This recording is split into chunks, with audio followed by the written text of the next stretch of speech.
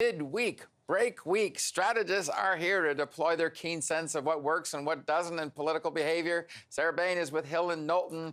Carl Belanger is NDP strategist. And Adrienne Batra is editor-in-chief of the Toronto Sun. She's in Toronto. All right. So, after blocking Conservative attempts to put National Security Advisor before a parliamentary committee, including resisting their push through a 40-hour filibuster in the Commons, the PMO relented today. Daniel Jean will be allowed to testify unclassified intelligence on the India security breach with all MPs and brief Conservative leader Andrew Scheer on classified material in private. What do you make of this, Adrienne? Is this the Prime Minister waving a white flag, or is this Conservative leader Andrew Scheer caving? What do you see going on here? Well, I think this is actually Andrew Scheer getting exactly what he's been asking for. This has been a public relations disaster for the Liberal government since the day that Prime Minister Trudeau and his family stepped down in India with their big Bollywood escape. And it's just festering, and the Liberal government is allowing it to. So it's allowed the opposition, the Conservatives mostly, to keep this in the forefront, to keep this narrative going, because there are legitimate questions here. How did an alleged or an actual convicted terrorist get onto this trip? Who then ordered Mr. Jean to go and give this secret briefing, off-the-record briefing to the media? If these questions if the opposition can get some of these questions answered, then that's a huge victory for them, and then gives them one more stick to beat the Liberals over the head with. See, that's the questions I would have asked too. All right, Carl. It sounds to me like, I don't know, why would the Prime Minister suddenly give up Daniel Jean? You think Jean's saying, look, I got to clear the air on this thing. I want to appear before these guys, or what do you think happened? Well, if it's coming from him, good for him. But if the Liberals were going to cave, I don't know why they waited so long. It prolonged the story for way too long. Yeah. So it's a big win for Andrew Scheer and the Conservatives, because they went to the wall and they tried to find the line in the center of the government, and eventually they found it. So now they're relenting. We're going to hear from Daniel Jean, or maybe they needed to buy time to come up with a good story to tell the committee. But at this point, it doesn't look good on Justin Trudeau and the Liberal government, and the story will keep going. It's the gift that keeps on giving. It's been a nonstop. New chapters opening every time the last one's closed.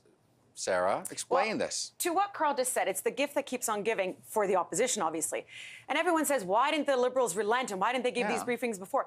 They did offer a briefing to Scheer. He did have an opportunity to meet with the PCO and talk about the trip. He didn't accept it. He didn't accept it because he wanted this to draw out. He wanted this to last a long time, so that it was on the front page of all the newspapers, and we were all talking about it for far longer than we should have. This wasn't because the Liberals didn't want to give him what he was asking for. He's getting what he wants. Yeah, but now the trick is here. Has he overplayed his card? He's now going to get what he wanted. And he is now going to have to admit, did he really want the facts, or did he want to have milk this political opportunity? He doesn't have to admit that at all, actually. I just think I think Sarah might be mixing up the committees, because I think the one that he was offered to appear before was going to be in camera. It's an in-camera parliamentary one. Where he would get the facts. Not the public one. If he had taken that meeting, which he refused to take 2 weeks ago when it was offered to him, how do you know you're not going to get something out of a meeting if you don't even take the meeting? That's a good spin, Sarah. But the reality is that Andrew Scheer forced his hands. Yeah. Yeah. No. Look. This is again one of those sorts of situations where the Liberal spin machine is just they have nothing to spin. The fact of the matter is, Canadians deserve an answer and deserve to understand how this even happened. They're going to get it. And not only that, our elected officials should be afforded the very same opportunity that the media was given secretly, and who was offered a meeting. Who gave Mr. Jean these talking points? Who told Mr. Jean to go out and spin to the media that actually it was foreign ministers and forces in the Indian government that we are pushing this narrative about Atwal? I mean, this is all so ridiculous that it almost makes your head spin. And so I just find it fascinating that the Liberals have allowed to drag it out this long. It is a difference if they're appearing in a public committee, which seems to be what they're doing, though, Sarah. It's not the one that Ralph Goodale offered Andrew Scheer, and he didn't offer the whole caucus or all the members of the committee. He was offering Andrew Scheer a briefing, which is a little different behind closed doors if you can't bring the information back into the public domain. So have the Liberals finally recognized that sunshine is the best disinfectant? I think I've heard that line before. But is it not disingenuous to say no to the meeting? If what you're really looking for, if the objective that Mr. Scheer has, which is getting the facts, then why not take the meeting? But why go in behind closed doors if you can't disclose it once you come out of those doors? Take what you're offered, Don. Right. Take it. And then if you still don't see the light and the facts, then ask for another meeting. Yeah, but then they would just deny it again anyway. This is a way to neutralize the Scheer and the Conservatives from pushing forward. Yeah.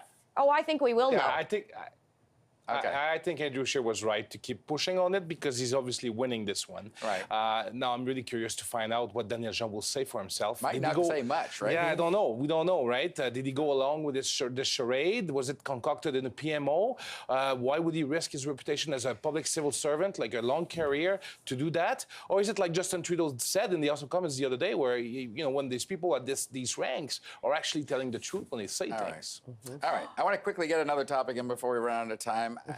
Jagmeet Singh, he's having a few problems, but now they're talking about maybe running him a seat in Quebec. And aide is saying, oh, he can win anywhere, including in Quebec seats if it comes available. And lo and behold, Tom Mulcair's seat will open up towards the end of the year.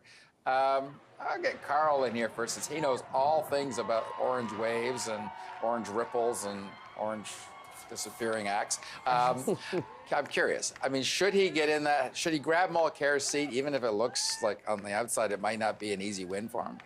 Oh, it won't be an easy win for any New Democrat. This was a fortress for the Liberals for the longest time, and Tom Mulcair is the only NDP MP ever elected there.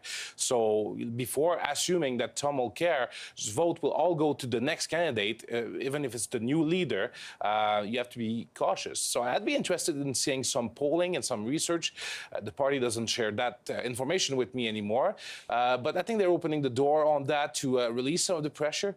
But I think the master plan is still for Jagmeet Singh to run in the general election in the Brampton area. Say it ain't so. Of course. But here's the question. If he sits for another 18 to 20 months outside of the House of Commons, do his problems get worse? That seems to be caucus unrest. They don't seem to be bonding with him. A lot of his problems are related to that fact. And they see snapshots of him all over having a good time while they're all sitting in the House of Commons. And I think 6 months ago when he took over the leadership, we probably all agreed, this is a guy that needs to travel a bit, get known. But it's been 6 months and he hasn't accomplished what he said he was going to do, which was, I'm going to get out there, get better known. I shouldn't be in the House of Commons right now. That's not the right place for me. But he's down in the polls. So now he needs to pivot and change his plan and get into the House. Now, I'm at the risk of contradicting myself. I think he needs to get in the House, but I think Outremont is the wrong riding for him. All right, Adrian, the last word to you on this one. Well, I've said this a lot about the NDP leader in Ontario, Andrea Horwath, that she's been suffering in the witness protection program. And I think Jagmeet Singh is having the same sort of situation. Look, a lot of provincial politicians don't necessarily translate on the national scene. And it is so fundamentally problematic. And no one knows this better than the Conservatives that if you have a leader who's outside the House, it's such a challenge. There is an inability to have a cohesive strategy. They don't trust you.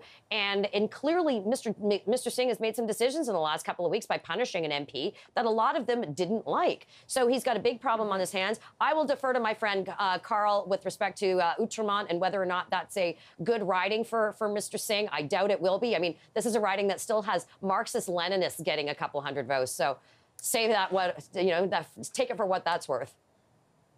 Quick last word. And the worst thing that could happen to the NDP is for its leader to run and lose a by-election. Yeah. All right. Thank you all. We'll see you again next week, I think. Thanks again. Nice seeing you, Adrian. Appreciate you coming on the show. My pleasure.